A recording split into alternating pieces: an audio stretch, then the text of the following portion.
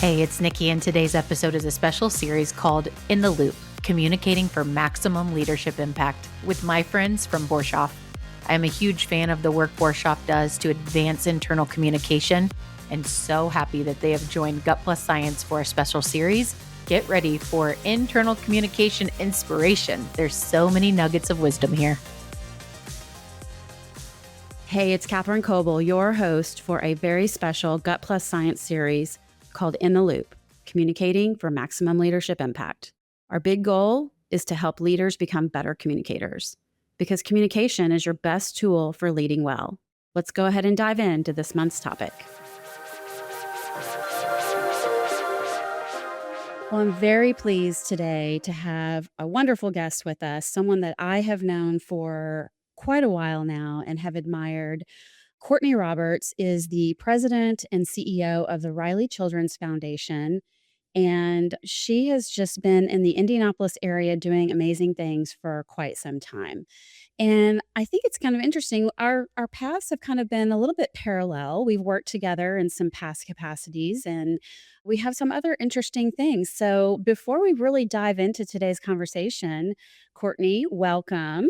Thank you, Catherine. It's so good to see you. I've been looking forward to this. Yeah, me too.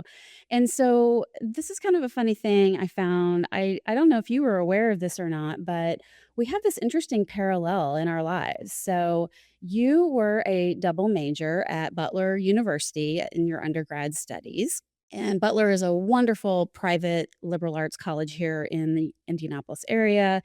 You had a major in history and political science with a minor in communications. And here's the interesting part.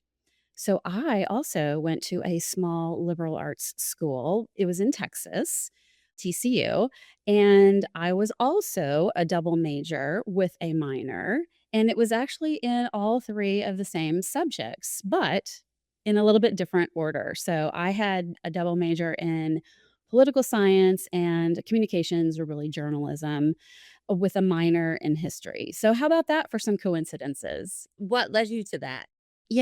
I always was just fascinated by communications, and I thought I would be a journalist one day, and I loved to write. So I did those sorts of things. And then I took one class kind of on a whim in a political science area, and I absolutely loved it. And I thought, this is something, you can learn how to write and be a good communicator, but you also need a subject matter area that you can become a bit of an expert in. So I thought that would be a great combination. What about you? So I grew up in a really small town. I'm from Rensselaer, Indiana, in Northwest Indiana, and I was a big reader as a kid, and just spent a ton of time in the library. My grandma was actually a librarian, and so spent a lot of time in the library. Spent a lot of time with my grandparents, and they were actually always watching the news and really engaged. And so when I went to college, I was just first of all just excited to be in this environment of higher learning and curiosity. And I had big aspirations of being a White House correspondent. And so I thought, I could be the next Cokie Roberts, and I thought that there was some great parallel because we had similar names. And so when I was in college, I worked at a TV station and then worked at the State House in the press office, writing press releases and planning press conferences. And so it was a great way to start my career. And I'm still a current events nut, so not much has changed there. Yeah, I love it. I think the communications is such a great foundation for just about any career where you're going to be working to influence people. And that's definitely something that you have been doing all throughout your career. So I want to talk a little bit about some of that background. So, first, right now, you are the president and CEO of the Riley Children's Foundation. And so, just a couple facts about Riley, and I would love for you to expand on this. The foundation is basically set up to support the work of Riley Children's Hospital and some other things, which we can talk about. But it's really, the Children's Hospital is just world renowned for the care that it gives to children, and really trying to make it so that money is not an issue for patients who are really sometimes fighting for their lives. And the foundation is also really a powerhouse in terms of philanthropy. It's one of the largest philanthropic organizations that we have in central Indiana with more than $500 million in assets. And you are actually right now in the middle of a huge campaign running $300 million goal. And it's one of the most ambitious that the foundation has ever taken on. Tell us a little bit more about what's going on at the foundation right now. Yeah. So as a history major, you can appreciate this. I always love to start with a little bit of our history. Riley Children's Foundation is actually 105 years old. We are older than Riley Children's Hospital, which I think a lot of people probably don't know. The foundation was organized by friends of James Whitcomb Riley, the Hoosier poet. And so they wanted to find a way to honor their friend by building a children's hospital. So they organized the Riley Children's Foundation to raise dollars to build a hospital in their friend's name. And so, in fact, this is a little history nugget. If you go to Riley Hospital in the old library that's still preserved there, you can see the original donor wall, which is in stained glass. So you can see names of people who donated money to build the hospital. And you can actually find the original pledge cards from donors who helped to build the hospital. So just Riley and Riley Children's Foundation has such a rich history in Indiana. And so I think that's a probably something that people know, but don't know just really how long we've been around. It's wonderful. Yeah, it is. It's and especially as a native Hoosier, it's just such a great piece of our history. As you mentioned, we are in the public phase of our largest ever campaign to raise $300 million. Our Every Child Deserves Riley campaign is really our promise to the kids of the state of Indiana to advance healthcare for kids around the state. I'm excited to share that we're well on our way to meeting that goal, which is incredibly exciting for all of us. Another thing that I think some people may not know is that we really are a statewide organization. I think some people think of Riley as central Indiana or just Indianapolis, and we have a large presence here. Riley actually delivers care at 20 sites of care across the state for kids. And so our philanthropy is focused not just on central Indiana, but we also have donors across the state that are really donating funds to help improve access to care for kids closer to home. And so we've got regional philanthropy councils throughout the state that are focused really on that statewide impact. That's so wonderful to see. Yeah, it is. And when I started in this role, not something that I had a deep understanding of just of the real statewide reach of the organization. And I think you can probably, this isn't going to surprise you, but all of the people that make up Riley are incredible. And so we've got volunteers that are really invested in the organization. And this is from our board of governors to our campaign cabinet to our board of managers, just people who are really invested in our mission. And then the team of people that I have the privilege to lead are just remarkable. So some of them actually came to us because they were engaged in dance marathons at their colleges. Some of them are Riley parents, and some of them are actually Riley kids. And so it's really fun to come to work because there's not one person on this team that is here just because it's a job. Everyone is here because they believe in the core of our mission. So that's just a little bit about Riley and about Riley Children's Foundation. I love it. Thank you so much for sharing that. And I want to come back to a couple of things that you said to go a little bit deeper into the foundation and your leadership there. But before we do that, let's talk a little bit about what you did before, because this is actually a pretty new role for you. And before that, you were actually the president of the Ivy Tech Foundation. Ivy Tech is not only the community college system for the state of Indiana, but it is the largest singly accredited community college system in America. And so that is a pretty huge job in and of itself. And before that, you also had some other interesting experiences working at Eli Lilly and Company, particularly in a philanthropic role there. So, talk to us a little bit about how those things shaped you, and particularly that global health equity role that you played while you were at Lilly. Yeah, I've had such a fun, for lack of a better word, career and just gotten to do some really amazing things. I mean, as a person who, again, like I said, was born and raised in Indiana, to think that I've been able to have leadership roles at Eli Lilly and Company and Ivy Tech and now Riley Children's Foundation, some of the real institutions that make Indiana an amazing place. It's just a real honor and thrill to have done some of the things that I've been able to do. When I think about that through line of my career and all the different things that I've done, I really think advancing access and equity have really been the North Star of all of the things that I've done. And this is from the early part of my career in politics and in the public sector to I went to law school and then my time at Lilly and in the Lilly Foundation, where I was leading the company's global health equity work. And that's where you and I met each other. And that's actually where I really cut my teeth in philanthropy. I tell everybody I wasn't born and raised in philanthropy. That's not what I started my career in. But that time at Lilly was really essential for understanding just how philanthropy is a lever to advance change. That's why I had pursued politics and public policy was really to advance change. And at Lilly Foundation was really where I got a sense of, oh, there's also the philanthropic sector that you can advance change. And so when I was leading the health equity work at Lilly, I was doing work all around the world, which was such a thrill. I mean, I was working in Kenya and South Africa and Mexico and India. And then I think this was in about 2017, we started to scope doing some health equity work in the city of Indianapolis. And so I was leading that work. And that's when I became familiar with the life expectancy study done by the Fairbanks School of Public Health. And I think everyone has heard about that now, but that was the life expectancy study where it demonstrated that from Carmel to downtown Indianapolis, that life expectancy drops by 17 years. And that for me was just really a reset moment. I was working on health equity all around the world, which was really important and I loved it.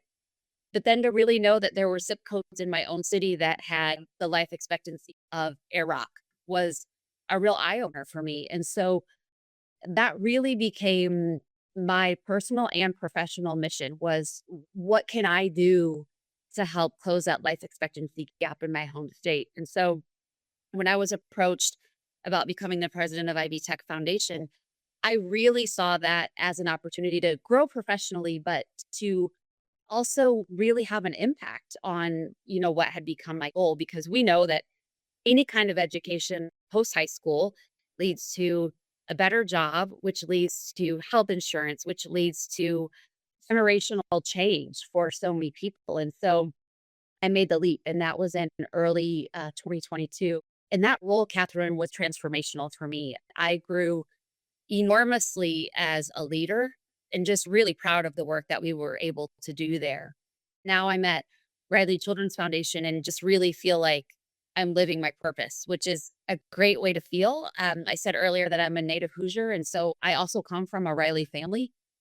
And so I just have a deep appreciation for how beloved this organization is. And advancing health equity is still at the center of what drives me. And so I just feel incredibly lucky to be in a role where I get to pursue what's really important to me. I love that. And one of the things that brings to mind for me is that your role now as the CEO of this organization is to be that chief storyteller and to really show the passion and boil everything down as to what this organization stands for into a story that others can really grab onto and get excited about as well. And you have to do that internally and externally. So talk to us a little bit. This show really we always focus on communications, leadership communications, how leaders can become better communicators, and that chief storyteller role really is important. So talk to us about what that means to you and how you live that out in the role that you have now. This is actually a really important part of what I do and something that I intentionally spend a lot of time on. And so being the chief storyteller means serving as that bridge between the amazing life-saving work that happens at Riley and then all of the generosity that makes that possible. And so it's sharing the stories of our kids so that they're seen as more than just a diagnosis. We always say they're kids first and patients second. And so it's helping people understand that they are kids who are part of a family they go to school, they have friends, they play sports, and they happen to need care at Riley. And so it's my job and my team's job to help amplify those voices and to tell those stories with care and with integrity.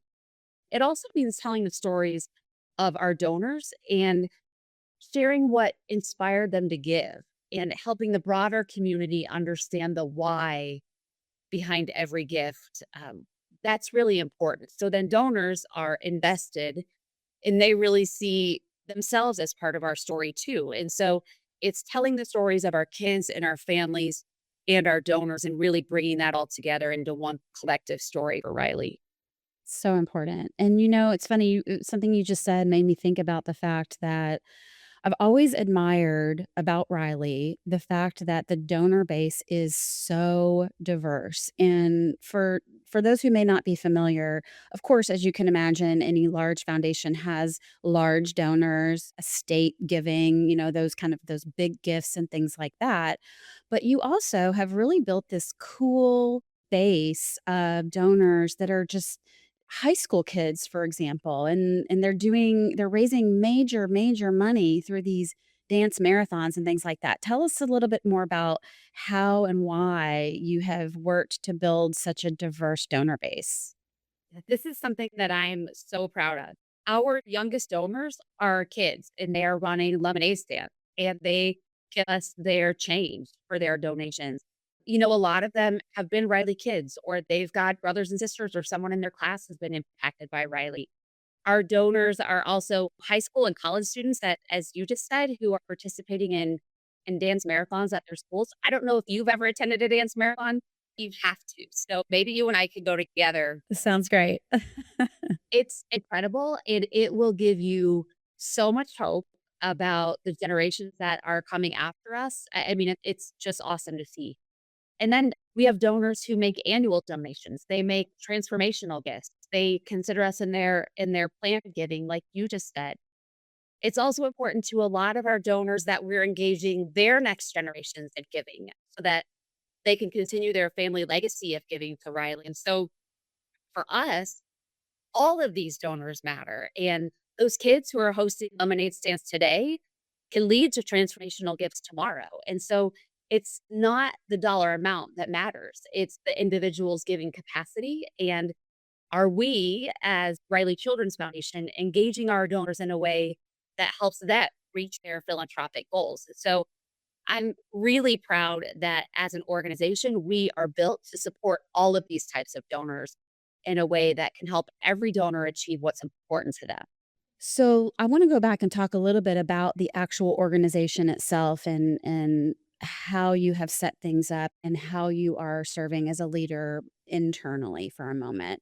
I know you have about 70 employees involved in the foundation. And so that's a pretty good sized team to be leading, in addition to all of the external events and activities that you're involved in. Tell me a little bit about what that is like and what is your primary goal with your internal team? So I think for both internal and external audiences, you can't ignore one audience for the other. And so in leadership roles, it's critically important that we balance both and that the messages internally aren't disconnected from the messages externally. And so I think that means leading with integrity, that what you're saying and how you're acting are both the same. And so with my team and externally, it's critically important that when I communicate, I'm communicating based on the values that the organization has established and have been kind of selected by the team, and that I'm communicating and living out in a way that lives up to those values. Yeah, absolutely. I think a lot of times leaders tend to think of their external persona and the things that they do outside of the organization's offices is different or separated from the internal. And I find that the best leaders are those who can find a way to fuse their internal culture with their external brand and really tell that consistent story because your employees are your biggest advocates and your biggest brand ambassadors. And so they need to see you living that. Absolutely. So tell us a little bit more about how the staff does that? How are they living out that brand value that you're modeling for them? So I'm really lucky to lead a values-based organization and consider myself lucky that throughout my career, really, I've been part of values-based organizations. So this is actually a really big one for me because your values are who you are. I mean, it's how you treat each other as colleagues and then how you engage externally. And like I said, those can't be disconnected. And so for us at Riley Children's Foundation, that's with kids and families and donors and our partners. And so it's really important to all of us, and not just me, really to the whole organization. Our whole team talks about values, and it's important that those values reflect how we show up for each other and how we show up externally. And so our values are trust, innovation, and inclusivity. And those really are the three legs of Riley Children's Foundation. And you have to be able to balance all three and not favor one over another and not have two and leave out one. And for our team, and again, not just for me, these are critically important in how we identify as an organization on an annual basis.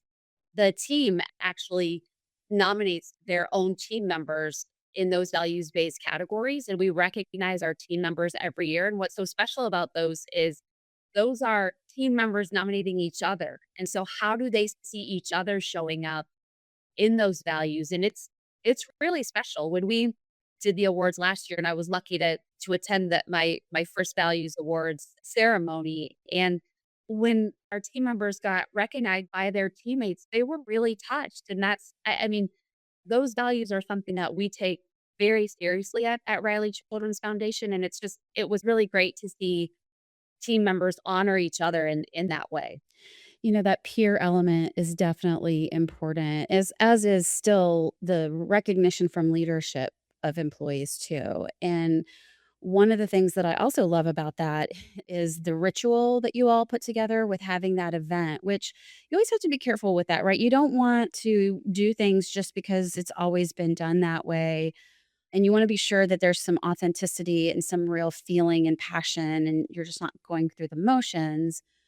But you also can't discount the value of ritual when it comes to particularly these values-based organizations and, this common good that you're all striving for.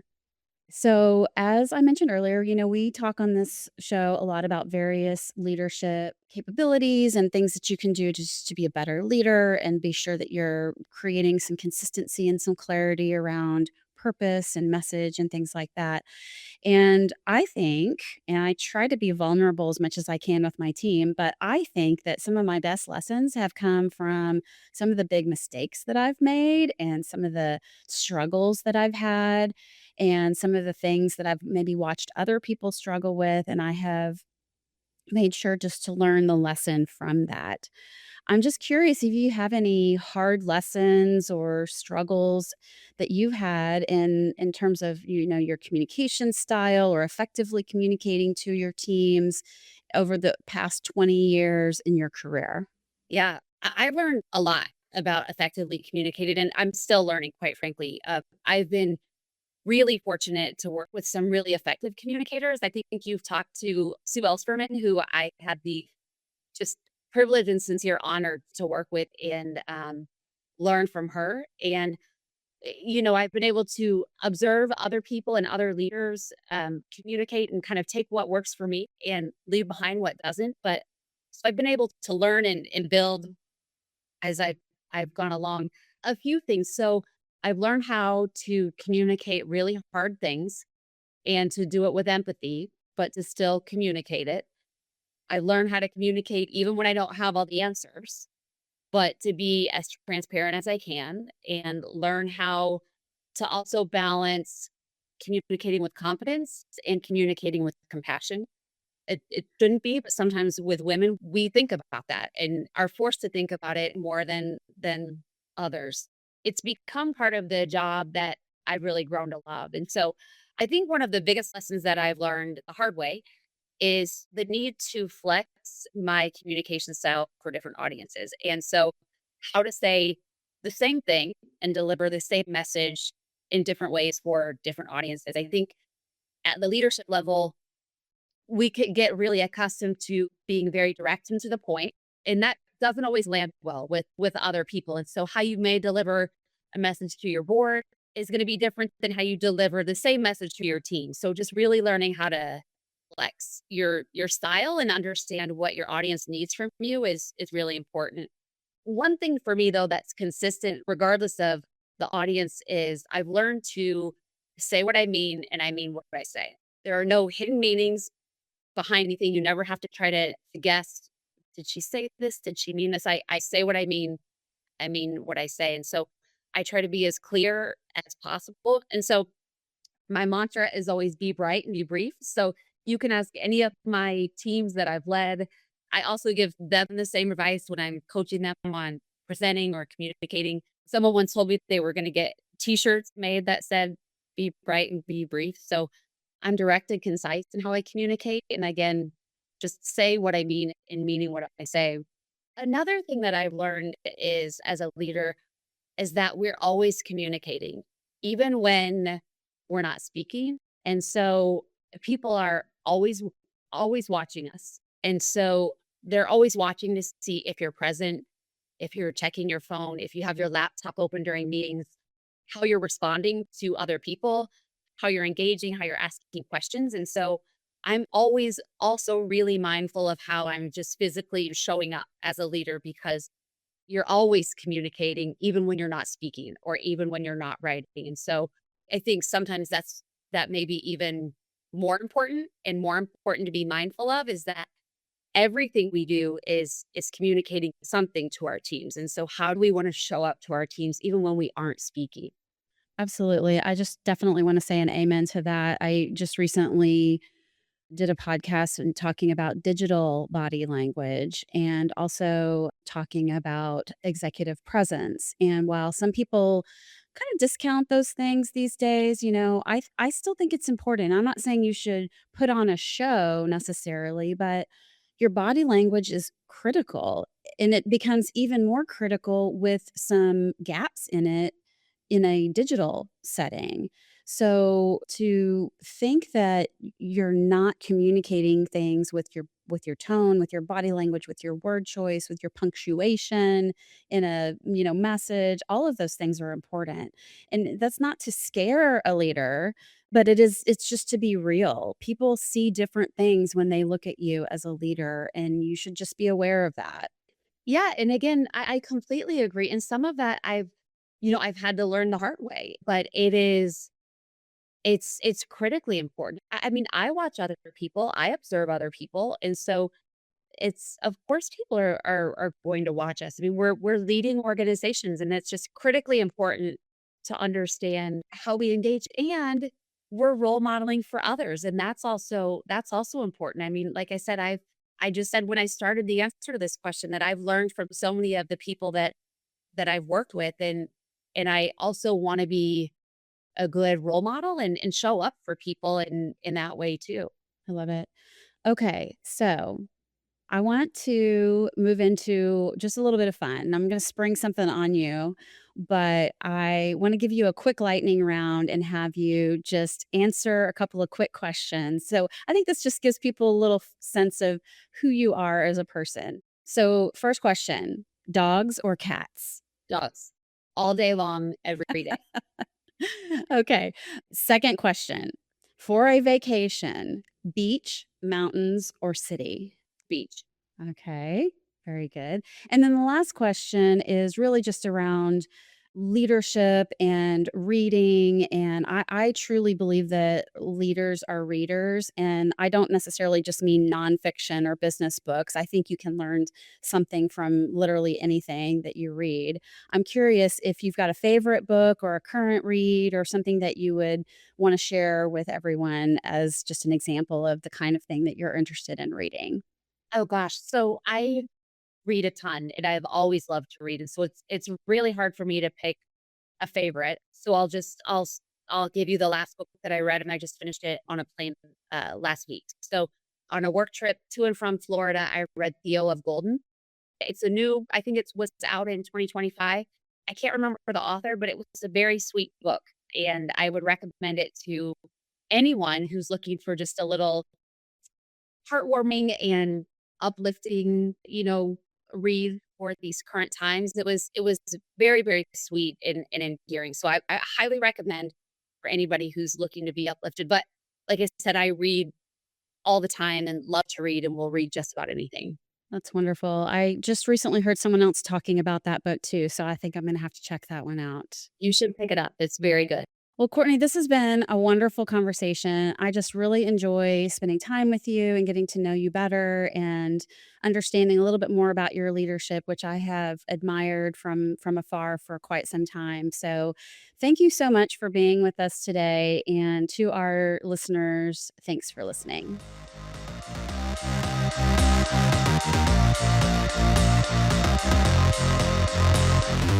We just left the world a little bit better. Now, go do something with it.